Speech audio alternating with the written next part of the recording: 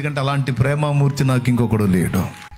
నేను పాపినై ఉండగానే నన్ను ప్రేమించి ప్రాణం పెట్టాడు, నిత్య నరకం నుంచి నన్ను కాపాడాడు. ఇంత చేసినోడు భూమి మీద సమస్యలు తీర్చడా? తీర్చకపోతే తీర్చకపోనే. ఇంత చేసినోడు తీరుస్తాడు.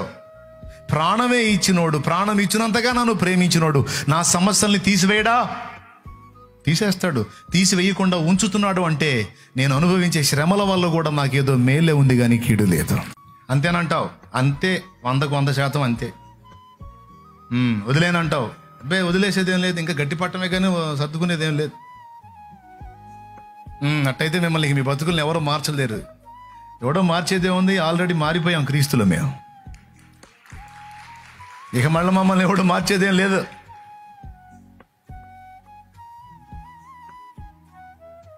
పునాది మీద కట్టబడాలి, అది సత్యమైన పునాది అయి ఉండాలి.